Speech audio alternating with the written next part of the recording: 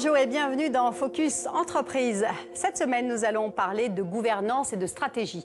Quel outil, quelles clés donner aux cadres et aux dirigeants afin de les aider à mettre en œuvre des politiques de gestion durable et solides au sein de leur entreprise ou de leur organisation. Reconnu pour son expertise, l'Institut de leadership basé à Montréal s'implante à Paris. L'objectif est de combiner et renforcer les expériences au sein de l'espace francophone.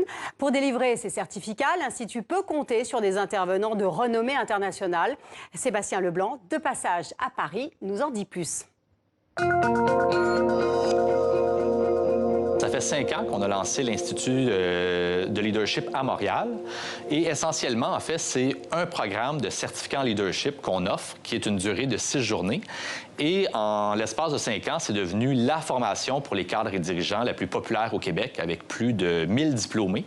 Et la grande particularité, en fait, de notre formation, c'est vraiment au niveau de la diversité des intervenants, qui est soit un président de grande société, un ancien premier ministre, un médaillé olympique, qui vient donner 1 heure, en fait, plus de témoignages sur son parcours, sur sa vision du leadership. Et c'est entre autres ce qui a fait notre renommée, en fait, au Québec. Depuis 2 ans, on a vraiment de plus en plus de gens de l'ensemble de la francophonie qui se déplacent à Montréal pour venir suivre nos formations. Donc, on a eu des gens bien de la France, de la Martinique, mais on a eu des gens de Belgique, on a eu des gens de Suisse et de plus en plus, beaucoup de participants africains. Durant la dernière année, c'est quand même, je crois, entre 35 et 40 participants africains qui se sont déplacés à Montréal pour venir suivre le 6 journées de formation, pour suivre notre certificat en leadership.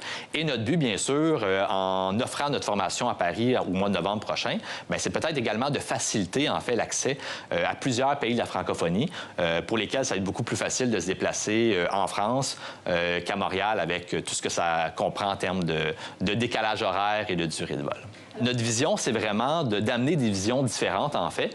Donc, on parle de leadership, mais on parle également de compétences de direction. Donc, ce qu'on a fait, c'est qu'on a différents modules de formation, donc qui touchent autant la stratégie, l'innovation, la mobilisation des équipes, le coaching, l'influence, les compétences de communication.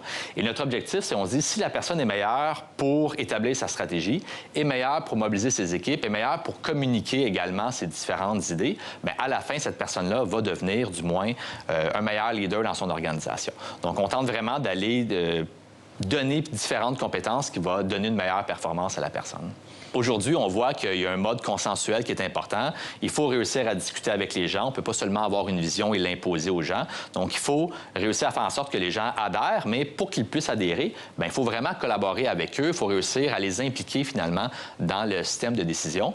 Et on le voit de plus en plus au sein de tous les pays, en fait. Il y a vraiment... les gens dans les organisations veulent une organisation apprenante où les gens vont être sensibilisés, où les gens vont travailler ensemble. Et à la fin, c'est ça qui va avoir un meilleur impact également. Et à Paris, des personnalités de premier plan du monde politique et économique ont répondu présent pour cette première édition. Fin de ce Focus Entreprise. Excellente suite de programme.